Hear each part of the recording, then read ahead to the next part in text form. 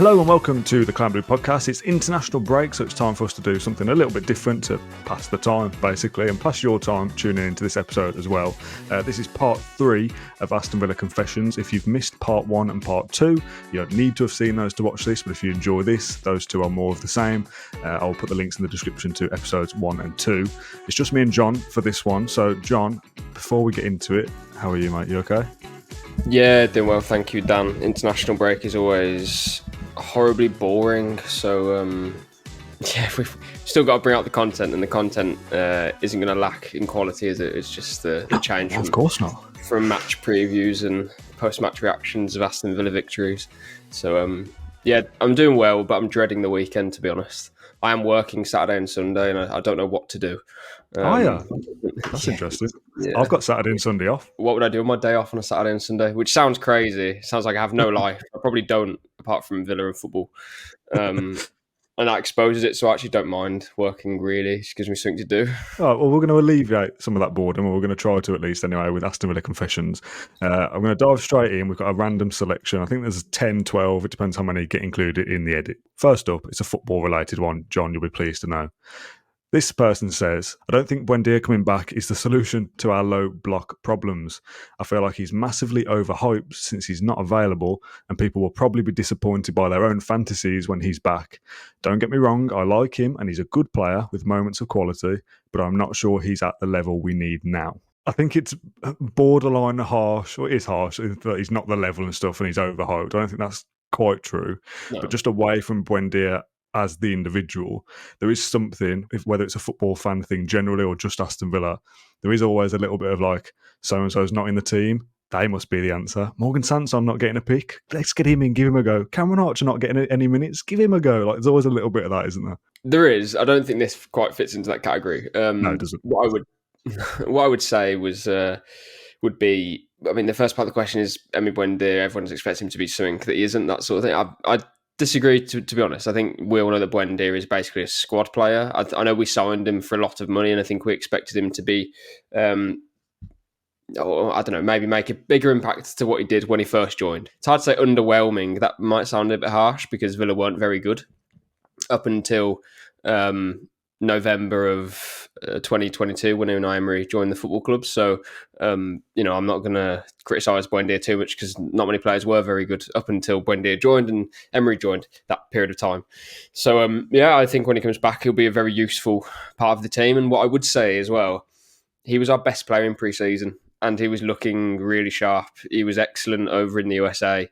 And I know you can't take too much from games against Lazio and Valencia as well, but he was looking really sharp, and I'm certain that he would have contributed this season much more than what he had done in previous seasons, if that makes sense. So I disagree with the sentiment that he's going to come back and he's going to be underwhelming and fans aren't going to, kind of take to him again, that sort of stuff. I disagree with that. I think that he will come back, and if he comes back, makes, I don't want to say a full recovery. I don't know quite how to put it, but you know what I mean? When you have an ACL, you don't know exactly what, player is going to come back from that. Hopefully Buendia, as I say, makes, full recovery, you know what I mean? And we can look at the player then and analyse what we're looking at. But yeah, he's not going to be the best player in the team, but he's definitely not going to be a player who doesn't get games and is only going to be on the bench. I think he's got a big part to play. We'll be in Europe again, whether that's Champions League, Europa League, one of the two. So yeah, I think he has the potential to have a big season next year, is what I'm trying to get at, because I think he would have had that this season. I just hope the ACL hasn't affected him, affects his career, I suppose, because that is what can happen with these ACL injuries. But the positive is that, he hasn't taken too many months to get back on the grass. This is kind of the quickest he could have done his recovery in, I think. He's back out on the grass now. He's not doing any contact with his teammates. He's in physical contact, obviously speaking to them. But he's just playing with the ball at the moment, like individual work, which is, a big positive. I enjoyed that. And when you offered the chances for European competition, you didn't stoop as far down to Conference League. It's definitely going to be Champions League or Europa League. I know that I probably get criticised a lot for being a bit negative, or maybe very negative, I don't know. But yeah, I'm not going to go down that far. Next one, something a little bit different, or very different. I wouldn't send... this is always worse when they're in the first person, because people click these up out of context if I'm saying it. It's my story. But this person says, I once sent Juan Pablo Angel a Valentine's card to Villa Park, which had a note inside asking him to get his hairdresser to ring me. He did. Juan Pablo Angel calling fans who asked for his phone number, allegedly. Is this the confession? Is there That is the any more to confession. it? No, that is confession. it. It kind of leaves the story slightly underwhelming, doesn't it? What happened next? We can only Yeah, I speculate. want to know more. What was the conversation like? What happens next exactly? Yeah, thanks for sharing your story, but I feel like it's missing a big part. Yeah, I was missing a big part for a reason because they don't want to disclose what happened next. Maybe it wasn't just a conversation, John. but I don't know if you would reveal the story if it was such a negative experience. It sounds quite positive. So yeah, please get back in touch. Are we both assuming that this is a woman who contacted Juan Pablo Angel and he replied, or is this a man? We don't know. No, I was assuming it was a guy. To be fair, but It's a Valentine's card. I was assuming it was a woman. Oh, of course it was. Well, exactly. It could be either or. So I'm kind of going. You put me in a trap here. What are you doing? Let's go football related again for the next one. Again, short and sweet. Brad Guzan was seriously underrated by our fan base. He had one extraordinary season, didn't he? Yeah. Was it 13-14, I think? We had the Betway, and he had like a yellow and black or green and black. Betway, that weren't us. Betway? Was it not Betway? No, it weren't Betway. Oh, yeah, I'm going to kick myself. I know it's not Betway. I've got the shirt here somewhere. Is that the one? Daffabet? Daffabet. Not a B. There's a D. Was it a big D? A big D in the middle of the shirt?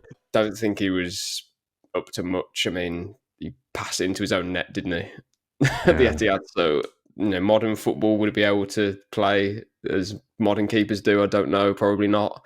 He could, boot the ball with his left foot. He had a good ping, but it was hardly like Pepe Reina sort of thing. So, yeah, I don't know. He was underrated for one season, I'd say, when he was very good. But apart from that, I think he was pretty average. For someone who was, again, I'm guessing off the top of my head without researching it, would have been still a decent enough age when he left Villa.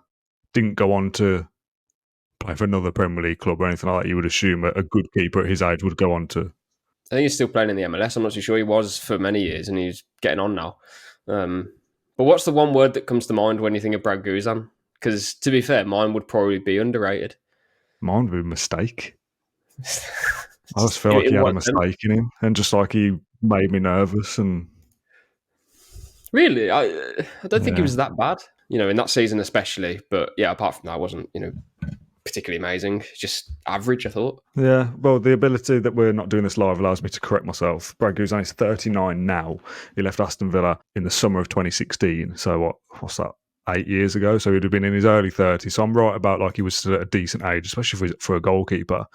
Played for Middlesbrough, who were newly promoted, so he did go on to play for another Premier League club, and then went to Atalanta United in the January of the 2017. So he was only at Middlesbrough for 6 months, and then he's been there ever since. So kind of right in a sense that he didn't go on to play in his mid 30s at a high level. When you'd think a good goalkeeper would go on to do that, but he's still forged a good career for himself, hasn't he, Bradley Guzan? Yeah, and I think he would be able to have played for more English clubs, should we say. I think he probably just wanted to go back home to America, maybe. Yeah. And that it's pretty cool playing for Atlanta, I suppose. They're a big team over there, big franchise, playing in front of a big crowd, that sort of thing. I'm just a bit stunned. 8 years ago was when we were relegated. I don't know what to make of that. I don't know whether it feels like ages ago or not long ago, but 8 years is... So where does time go? Yeah, like 8, wow. Let's move on next to this one. When I was 11, my dad took me to Villa Park. I watched Dwight Yorke's first ever performance when he was 17, and I told my dad, he's crap. I want to go home and play Street Fighter. Now, not the best analysis from an 11-year-old to dub Dwight Yorke crap. So I wanted to include this one to have a kind of discussion of whether you have ever played Street Fighter. No, have you heard of Street Fighter? To whether you've ever rightly or wrongly written off a player so early. So you have.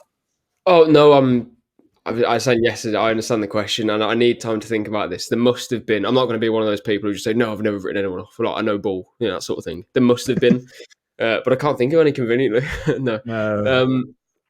I actually can't think of anyone like that jumps out of my head, but there will be people and players that I've Not people that I've written off, players that I've written off. What about the reverse? Is there anyone who you've straight away spotted and thought he's a great player? Like I'm expecting him to be good. You're looking for like a player who was pretty poor and turned good. That's the Brad Guzan.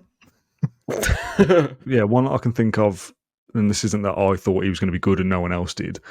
I thought Enzo Beer was going to do something for us when we signed him because he'd done well at Wigan, hadn't he? Double figures for goals, maybe off the top of my head. And I thought, he's a decent player. He's tricky, left footed, can take a free kick. And I'm not saying that I wasn't the only one to think that, or I was the only one to think that. Sorry, like we probably signed him with expectation of, was it 10 million? I thought he was going to go on to have a decent career for Villa and a decent season that year, and obviously that turned into a bit of a disaster. Whether that quite fits the remit, I'm not sure. I don't know. I mean, just what I'm trying to go for, like the England squad, and the one that I can remember a little bit was probably like John Stones. At one period of time, I really didn't rate John Stones like at all because I thought he'd just get bullied and I thought he was weak.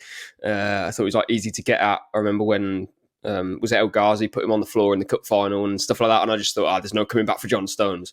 And now I probably think he's one of the best defenders in the world. I'm trying to think of Villa players, but a lot of them I probably expect to be good and aren't. So there's probably quite a lot. We've mentioned two of these players in this next one, Grealish and York, in different answers.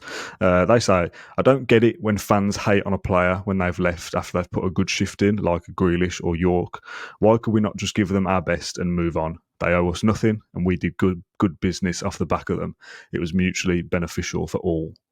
Are you of that mindset as well, or are you a little bit like angsty about it? I can't believe you left. I agree with the question, but then when he said Grealish, I kind of thought, well, there was reasons why Villa fans are kind of, or they were, booing him and, singing Villa till I die. And I think it's because he comes out with the statements and, this is my club, but I've, accepted a release clause. And it's like, okay, that's fine, but probably shouldn't have said the bit about, I want to be at this club. My club and all that, yeah. Yeah, which that is all fine. But then you probably want to say, but there's a release clause. I know that's not really his job or his prerogative to do it, but it was kind of like, I've got a big secret, so I'm going to kind of lead the Villa fans on a little bit. Again, like, time is a healer sort of thing. We will all forgive him eventually, I think, maybe, some of us. But that's why I think Villa fans kind of had a grudge against Jack, because there was stuff said and, a lot probably hidden. I think the frustration around like letting go, and they've done their best. Villa made money out of it, all that kind of thing. I think that narrative is slightly dependent on the player that's left is good as well, because it's kind of like, well, I can forgive them because both the players mentioned there, York and Benteke, York and Grealish went to clubs that went on to win the treble. It's kind of like, well, I left for football reasons, whether you believe money and all that kind of stuff. They left to go to a better club, and they've back that up with trophies. So in that instance, I kind of go, oh yeah, fair enough. Like that's the food chain of football. When it's a player that you don't like or you don't rate, or they go on to have a crap career, I can kind of get there, and they're like, I'm going to boo that player, and because I think, oh yeah, well, you left a good thing for that. Like I think that makes more sense. I think there's no reason to boo unless there is a reason, but the reason has to be something like, like the Grealish thing. Again, it's all kind of pantomime, really. But him saying like Fabian Delph. Yeah, exactly. Like you would boo that, of course you would, and Delph would expect it.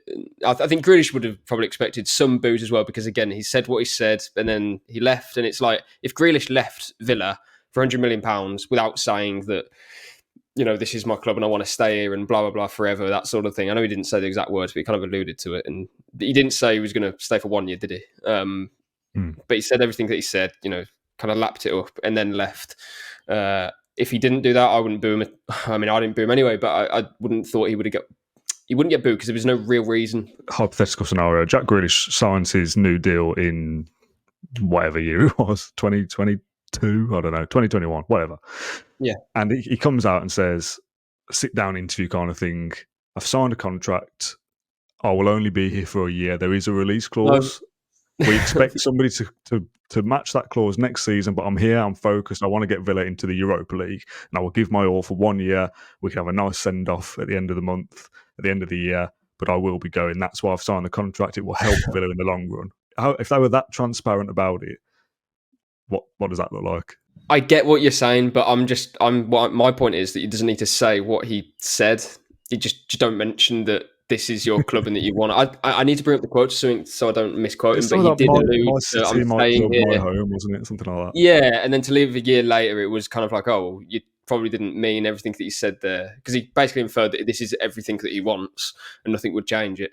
And Villa fans aren't stupid, but we were kind of made to feel like that was the plan. This guy's going to be. Because I suppose if he just leaves because the club's come in for him, you kind of go, well, no one foresaw that coming. But signing the contract, knowing there is a specific figure that if someone activates it, everyone involved with that deal knows that that's in the background. So don't go too heavy on this is my club, everyone, because That's my point. that's there. Yeah. What they should have done was, release it as, Grealish signing a deal, fantastic. Obviously, don't say there's release clause, but say to Jack, say you're happy, but don't give it the kind of the big one that this is everything that you want. And again, he is a Villa fan. His family are massive Villa fans. There's no, they didn't mean to hurt fans and hurt the club and stuff. This is just football, and people who aren't within football like us will never understand what it's like. So I don't want to kind of be that guy. I love the phrasing of that of like, Jack, just say you're happy. And it's like, say you're happy. Tell him I think here. he was happy. Well, he definitely was. He must have been happy with the money that Villa put him on as well. But yeah, it's just the whole. Yeah, we've got over. Yeah, all right, let's move on. Let's move on to something stupid to lighten the mood a little bit. This one just says, "I prefer 1874 to your show." That's fair enough, isn't it? Everyone's got their opinion. I listen to Villa podcasts and I don't listen back to our one, so I'm not probably not helping in our. I don't know how YouTube works and the algorithm and stuff, but I probably don't help either. It doesn't matter. It's not a competition, is it? That's the point. And that one also came from Dan Bardell, so bit biased. There we go. You could have mentioned that at the start. No, I just thought I wanted to get your actual reaction to it. Yeah, he tweeted saying something, I can't believe you didn't know that was me. It's like, I knew it was you, because no one else would think that. Come on. There we have it. Right, next one. I think the reason we're struggling to come up with a good design for a badge is because it's actually really difficult to make a lion look cool. Now, I can't get on board with this at all. Like, surely the lion is one of the most cool animals you could be, no?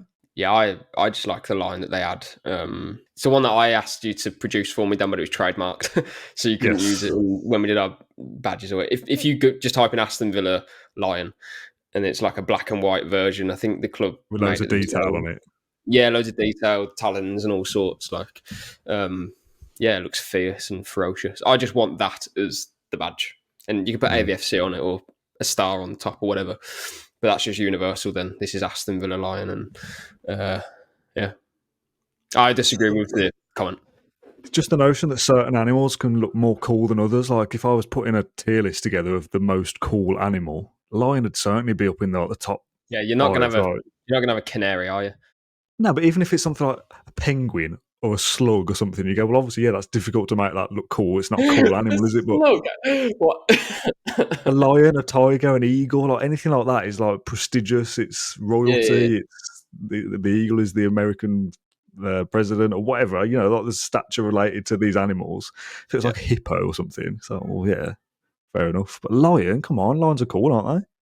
Yeah, I think they mean it's hard to, in terms of a graphic, hard to make it look cool.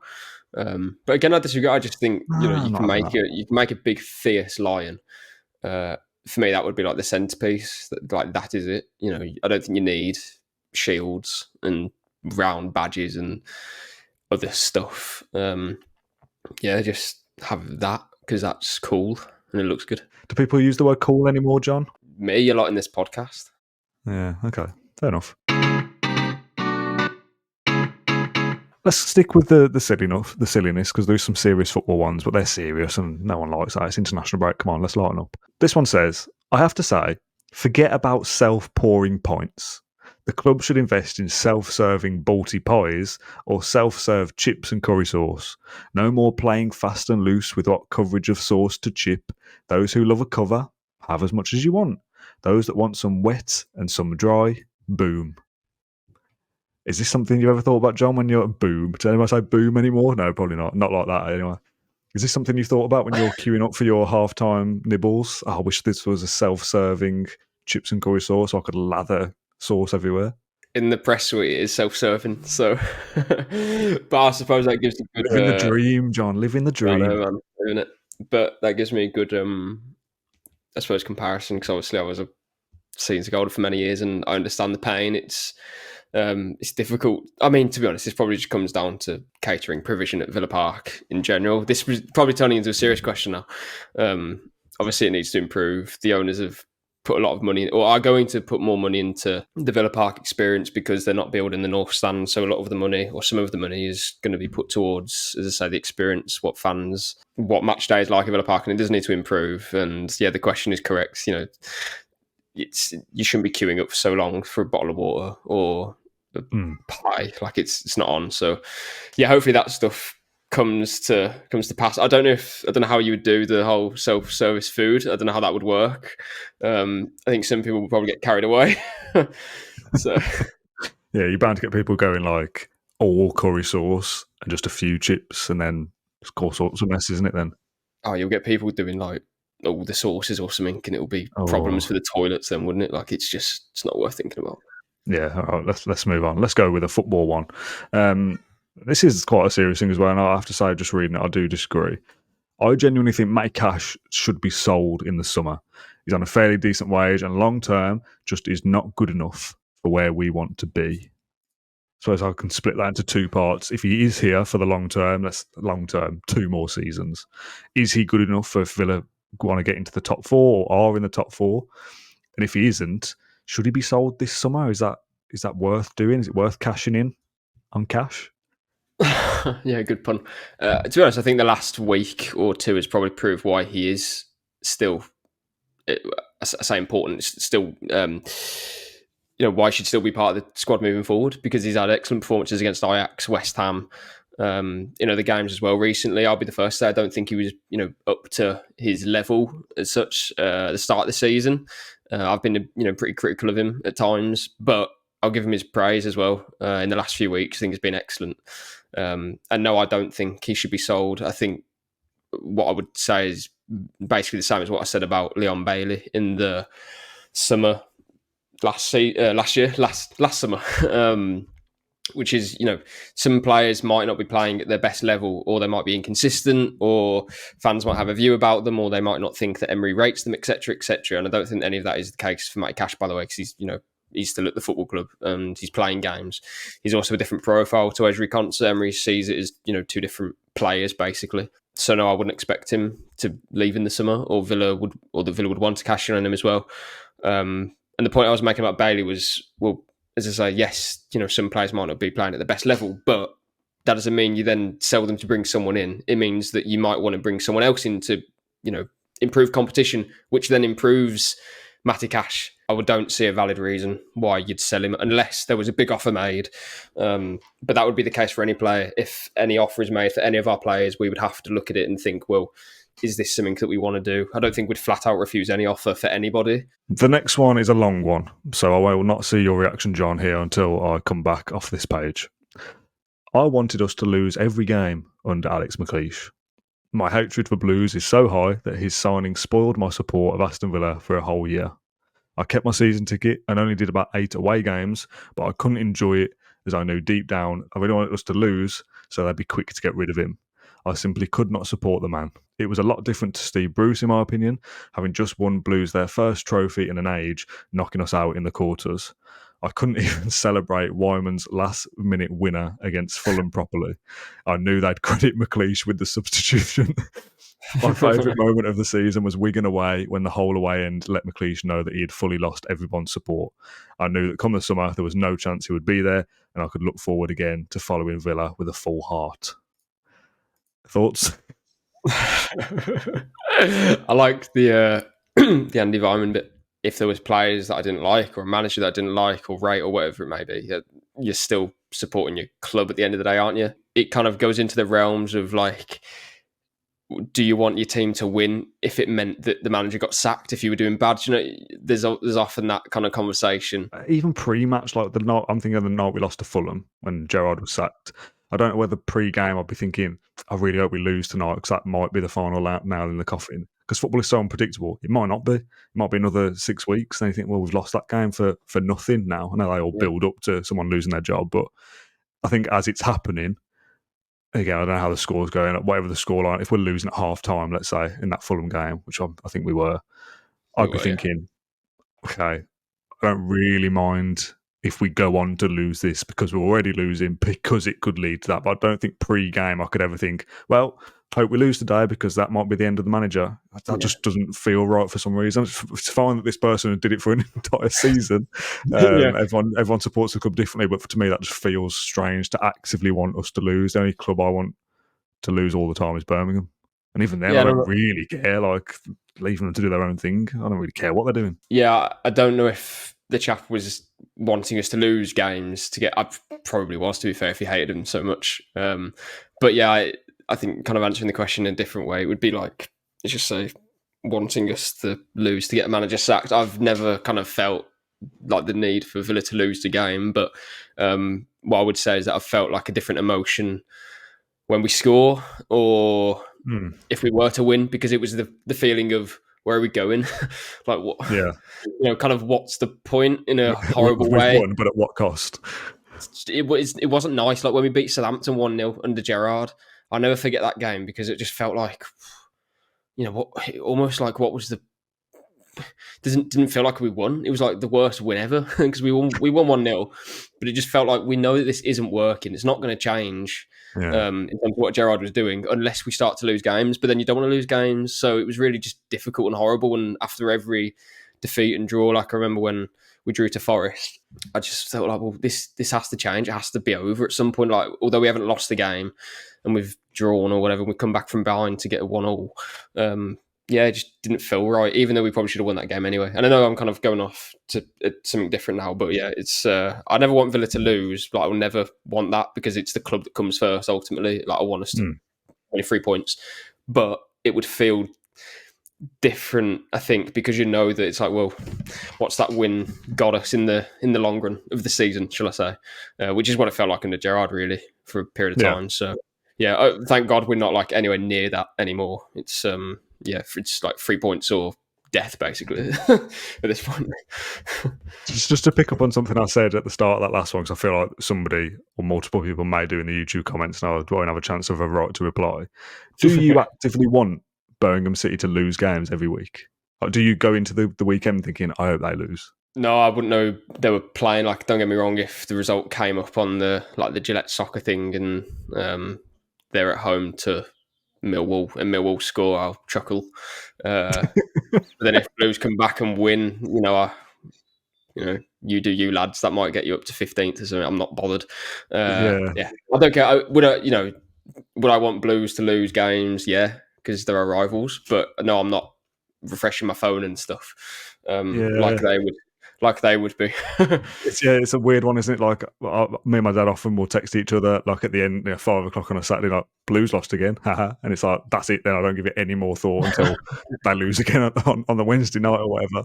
Yeah, I feel like Blues fans are like, and again, it's all tribal. I mean, it is for Villa fans. I don't know. I think Blues fans literally hate our bones, and some Villa fans like Blues fans as well. I don't like Birmingham myself, but I feel like they have no shame about it. Like, they are almost anti-Aston Villa fans, then they're Birmingham fans in some way. That's the vibe I get from a lot of them. Not all of them, but a lot of them, kind of hate Villa before they like Birmingham. That's the kind of sense I get. Whereas or most of us anyway, I'd have thought, or I know, are Aston Villa fans, and then Birmingham play at some point, and we laugh if they concede. That's what they're just so irrelevant that obviously I'd rather they that lost might be than it won. without being without being rude. Without being rude, that might be it. And I think if they were promoted to the Premier League at any point, then maybe there'd be more of a kind of a friendly nature to it, because it would be like, hopefully there'd be nowhere near us in the Premier League anyway. But you know what I mean? It's more of a thing. And to be fair, in the Championship, it did feel like that because you were more invested in the Championship, which means you were more invested in what teams were doing, and therefore Birmingham. But as you say, at the moment they are irrelevant to where Villa are, so it's difficult to pay attention to them. Let's go to this one next, who says, I can't remember my first Aston Villa game. Everyone remembers their first game. Do you remember yours, John, quickly? Can't remember. Sorry, what? That's just you can't remember your first Villa game. Hold on, Wait, we'll come back to that. who said that this is an anonymous question? They're not questions. You've said this a couple of times, John. They're not questions. Sorry. They're just thoughts and opinions and Anonymous. Confessions, aren't they? confession. Yeah, the title of the show. I can't remember my first Aston Villa game. Everyone remembers their first game. My first memory of watching Villa is, for some reason, standing in the away end with thousands of Sunderland fans. They won 3-0, I think, late 1970s, but that was not my first game. Do you remember your first game? Yeah, it was Villa at home. We lost 1-2. We lost 2-1 to West Ham.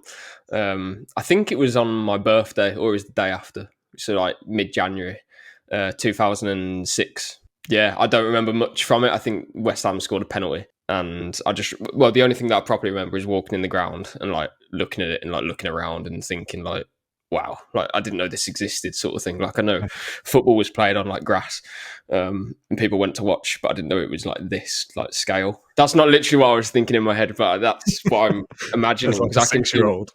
Yeah, I can still like vaguely picture it, if I like really weirdly, even though it's so long ago. That's because it's because it's so grand, especially Villa Park. Like it's the lights, because it was a night game as well. There's the lights, all the seats, like the empty stands as well, probably made it even more, because it's just like a massive, do you know what I mean? It's something that you can't really forget. Well, John, I found the game you're talking about, and there's a couple of corrections. You must be talking about the same one. So you've got the scoreline right. Marlon Harewood scored a penalty for West Ham. That was the winner. Bobby Zamora scored the other. Lee Hendry scored for Villa. Everything adds up. January 2006, but the kickoff time was 3:00. But it would have been dark. It would have been dark. So I forgive you that. I don't remember my first game. You don't? Now, there's a little kind of... Yeah, there's kind of a little bit of a backstory here. So I started going I probably would have been at that game that you're talking about. I don't remember it, but I probably would have been there. My first season ticket, I think, was that season. So I would have been going. I had an interest in Villa then. I'd have been 10 at that point. I've got this really vivid memory. This is going to sound absolutely insane.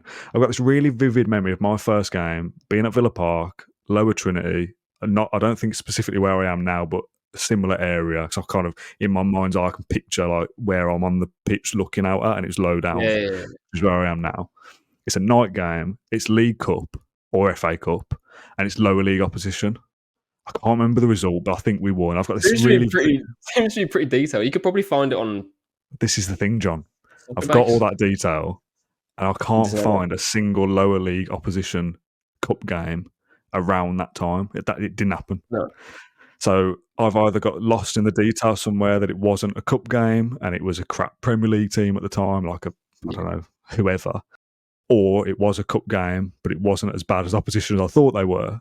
So there's something in there. I can't go back and go like, oh yeah, it was the 1-1 against Preston in February 2004 or whatever. Like I can't physically go and find it, but that's the weird memory I've got.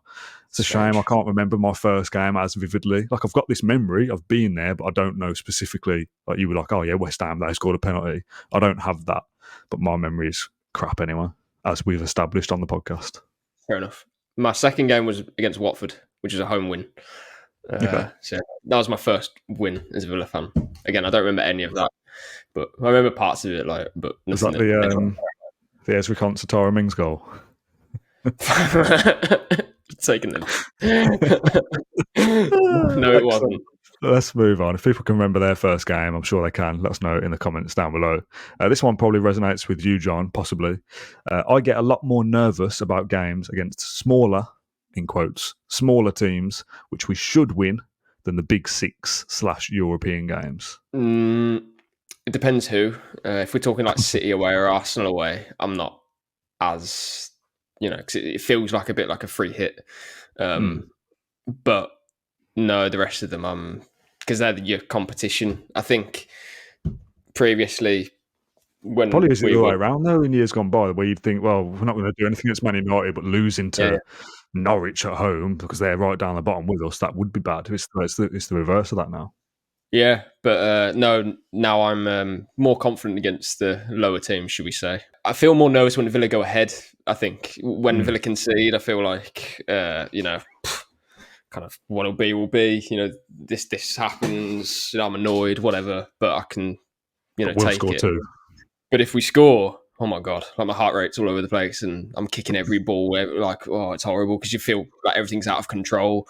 It's probably just me and this chap that feel like that. I don't know. But yeah, it's when we go ahead, I particularly feel bad because it feels like we're onto something and that we don't want to blow it, especially like late goals and stuff. It's horrible. So I'll never forget. I don't know. I probably will. But the Tottenham game, the away game, when we were winning 2-1, God, that was bad because Tottenham were just attacking every other minute, and we were, kind of getting peppered. It wasn't horrific because we were catching offside a lot, so it was like, okay, fair play to Villa, but it wasn't good for your heart. Like Son scored a couple goals, and I was just looking at the linesman like, please be offside, and he'd have his flag up, and it'd be like, thank God, that sort of thing. Oh, it was hell because you got Tottenham fans all around you, so you feel like you're an imposter. It's not good, that sort of stuff. But I always say it makes the wins feel a lot sweeter when you put through all that suffering and stress. It's only football; it really shouldn't feel like that, but that's just how it is. I think it's because we're onto something so big. I think that's what it is at the moment. Like we're onto something that's like I've never seen in my lifetime. I really want it to happen, and there's a lot of pressure on it. I feel like if it was we were catching up and stuff, we'd be like, oh, let's try, and hopefully we get there. If not, it is what it is. But we've been here for so long now. Please don't let it go.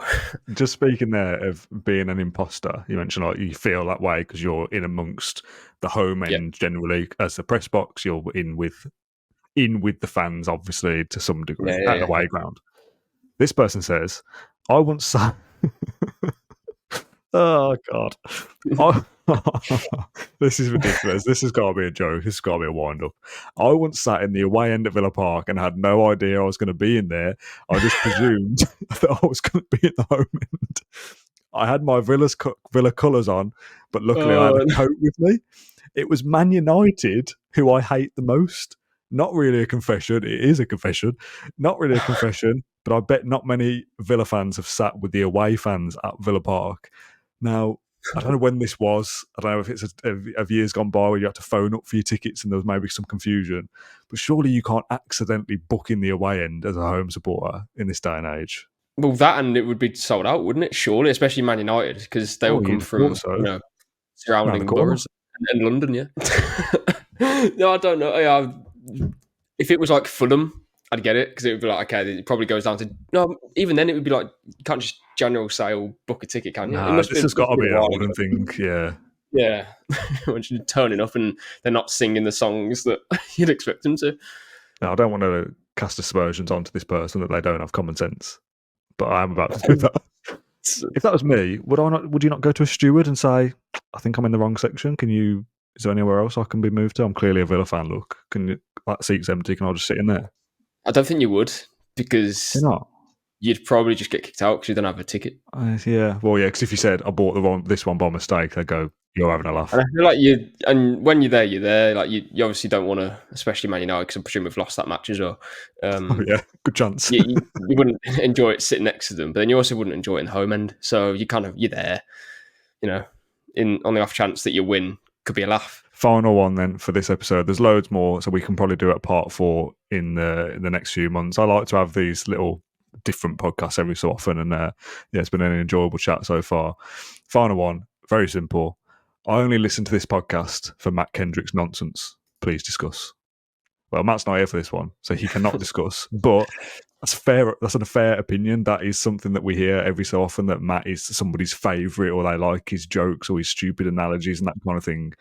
And that's absolutely fine for people to enjoy different people's perspectives on the show. Like, I can't imagine a Claret and Blue podcast episode, yes, but the podcast as a whole where Matt Kendrick is not involved in some way. Like, he is an integral part to what we do. And absolutely fair enough to have that opinion of that as well. I love hearing his stupid things. When we were in the office Monday and he starts talking about blood tests and can't get his thing in the parking ticket. How is that an Aston Villa podcast? It's not, is it? But this is what we've built now, and we can kind of take it where we want, and I love that about what we do.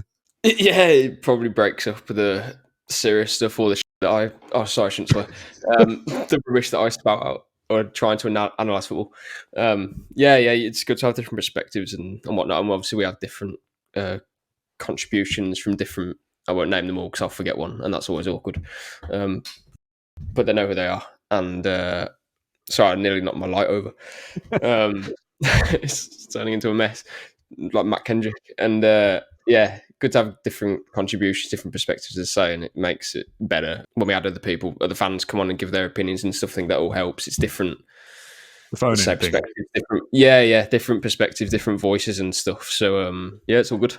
Well, John, I did not prepare you with the running order for this show for obvious reasons. I wanted your actual reaction to the confessions rather than knowing them in advance. And the last note I put on there was, tell people about the next phone-in show. We will be here on StreamYard at 6:30 next Monday. That is the 25th of March. If you would like to be on the show and want to get involved, please send me an email. My email address is in the description of this podcast, so scroll down whether you're on YouTube or audio platforms. It will be there saying send Dan an email.